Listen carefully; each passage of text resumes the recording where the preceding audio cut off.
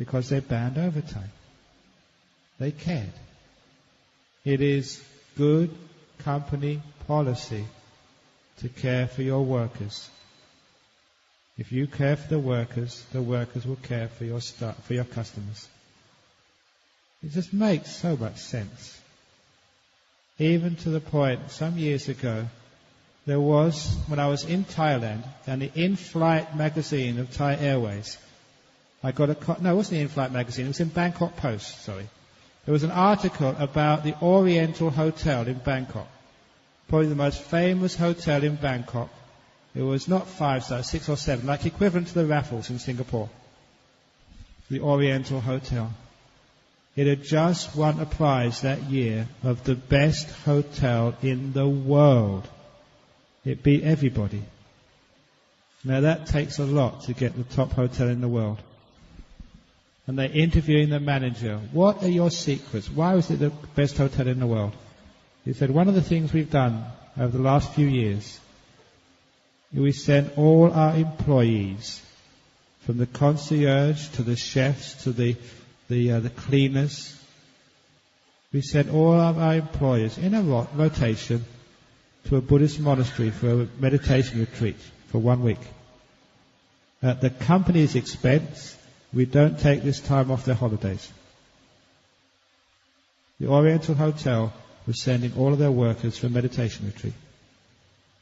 And the interviewer, I think it was a Christian, said, are you trying to evangelize? Are you trying to make all your workers Buddhist? He said, no, it's nothing to do with that. It's just plain good business sense. We're in a hospitality industry. After the meditation retreat, I find my workers do not take so much sick leave. They're in good health. They're more sensitive because of the mindfulness which they develop. They're more sensitive to our clientele. And they have bigger smiles on their face. And that's hospitality. People like coming to our hotel. It's good business sense, he said. And that's why it got the best hotel of the year. So, when you go back to your company, you tell them, you should send everyone to a retreat under Ajahn Brahm at the company's expense every year, and then your company will also get the Company of the Year award. Wouldn't that be great? And they pay you to come as well. That'd be even better. And that was true. So this is actually that if you've got the boss from hell, send them to someone like me, or give them some Dhamma tapes. It's not in their interest to do things like that. Any other question? And if you've got, you children, if you've got the mother and father from hell, they always say, do more homework, come on! Then you take them to say, Daddy, Mummy, can we go and see Ajahn Brahm tonight? And then your mummy and daddy from hell will become your mummy and daddy from heaven.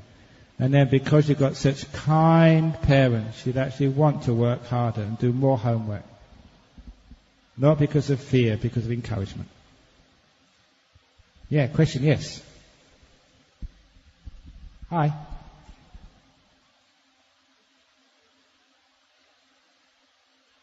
Could you repeat that? How do you set ourselves free from hatred? Okay, look. Why do you hate anyway? Because it's only because someone's upset you. And they've upset you, they've said something, they've done something in order to spoil your happiness. So why are you doing what they want you to do?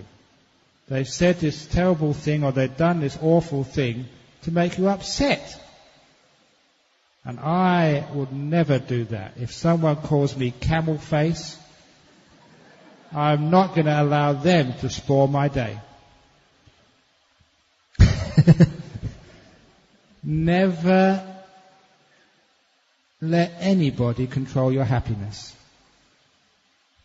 They can say whatever they like, they can do whatever they like. I'm going to be happy in spite of what you do or what you say. Your happiness is your concern. If you hate somebody, you've lost the argument. You're a loser. So instead of hating, I just ignore. If, say in your relationship, your partner says these stupid things, sometimes they say those things to wind you up, to get a reaction, a negative reaction. Just ignore those stupid statements. If you ignore them, you don't even get upset, you don't acknowledge them, you don't argue, they call you camel face. I don't hear that. After a while, they'll stop saying it, because they get no reaction.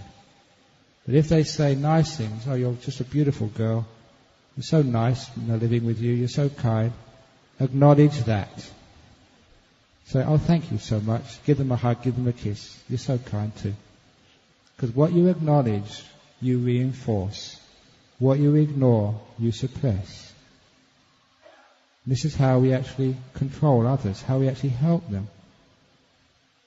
Look, there was this one monk years ago who was such an angry monk. I found out later it was because he had migraines. That's actually why he got angry at everybody. And one day he got angry at me. What I was doing, I was washing my bowl after the meal, and I was washing the little spittoon we used to have as well. And he came up to me, and he looked at me, and he said, "Brahmawangso, that's a filthy habit." But worse than that, I'm trying my best to be angry, but I'm not really used to it. "Brahmawangso, that's a filthy habit." And everybody stopped. Because when you have it's very boring in a monastery. When you have an argument like this, it's really exciting. So everybody stopped. And of course, my first reaction was to look, what am I doing? I said, I've been doing this for months. Everyone else does the same. Why pick on me? Whenever someone shouts at you like that, the first thing which comes up is self-justification. Why me? This is not fair. But at least I was wise enough to not go down that road. If I'd have stood up and say, "You can't say that to me. Everyone else is doing this. Stop getting angry like this," I'd have just fed his anger. I'd have got angry myself. So instead, I used all of my willpower. I looked him up and I said, "Sorry." And then I turned around, and again I was shaking with actually control. Because I didn't want to do this. I was going against my grain. I should have stood up to him. But what I did was much better. I went to the rag box, picked up the rag, and as I was going to that rag box, I saw all the other monks. They'd stopped washing their bowls. They were watching me. All the eyes were following me to the rag box. Now, is he going to get that rag box and tip it over this monk's head? What's he going to do? And I picked up a rag, and I walked back, and they followed me back. And I started doing exactly what he said, was wiping the spittoon with a rag. And then I looked up at him, and everyone looked at him. He went beet red. He turned around, and he went off. He tried to get me upset. I refused to get upset. And because of that, he never got angry at me ever again. He gets angry at other monks, but I'm one of his best friends. And I was very proud, and it was a very brilliant strategy. He got angry at me to try and embarrass me, to try and hurt me, and I refused to get hurt. Afterwards, he said, getting angry at Ajahn Brahm is like getting angry at a mountain. It's a waste of time. You waste of breath. You just get hoarse. Now, if you can do that, people don't get angry at you anymore. It's a waste of time getting angry at you. And it means you don't hate anybody. When you hate someone, you just got this terrible pain inside. It's burning. It separates you from other people. And one thing you can always notice, the people you hate, other people love them. It's strange. It was strange to me when I was a young man. How can anybody love such a B-A-S, you know the rest of the word. But they could. Because when I hate someone, I could only see half of them, or part of them. And other people could see the other part of them, a part you can really love. Everybody who's the object of your hatred, you've got many, many friends who think they're wonderful. So the next time you hate someone, see what the other people see in them. their beautiful part. See their Buddha nature. When you see the Buddha nature in them, then you can forgive them. The first part of forgiveness is to see something in the person you hate which is worthy of forgiveness. If Mr. Bush could see something in Osama bin Laden which was worthy of forgiveness, then it would be the end of the problem. But sometimes we demonize people and think they're all bad, there's nothing redeeming in them. Now, in Buddhism, everybody has got Buddha nature. Everybody can be forgiven. And it's a much more beautiful world when we have forgiveness rather than hate. So free yourself of hate. If you think that person doesn't deserve to be forgiven, if you think they need to be punished, you do not need to be the punisher. You do not need to be the executioner. The punishment will come by itself. If you're a Christian, God will settle matters. If you're a Muslim, Allah, He will punish. If you're a Buddhist, karma will deal with it. A Hindu, if they've done something bad, they have to suffer because of karma. And if you don't believe in any religion, if you believe in psychology instead, you will know for what they did to you, they will have to go through years of expensive psychotherapy. Whatever, no one gets away with anything. So you don't need to hate somebody. Forgive. In other words, you don't actually approve of what they did, but you let it go, and it becomes freedom. Hatred is not a good response. It just burns us. It creates so much emotional turmoil.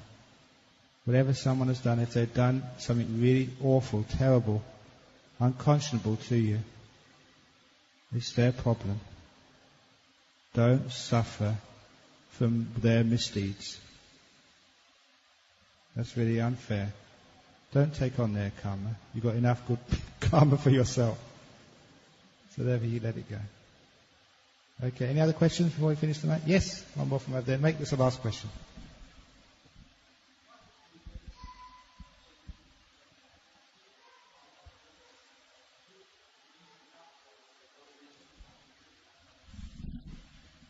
Okay, you're asking what triggers the first jhana? What's the cause?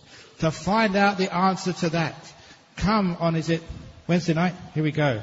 That will be answered on Wednesday nights, coming soon. Who knows what's going to happen, so please come then. Just like when I was a kid, you used to go to the movies. You used to have this series of Batman, and at the very end, you didn't know what was going to happen next, so you had to come next week to find out. So, come next Wednesday, and you'll find out what's going to happen when jhanas.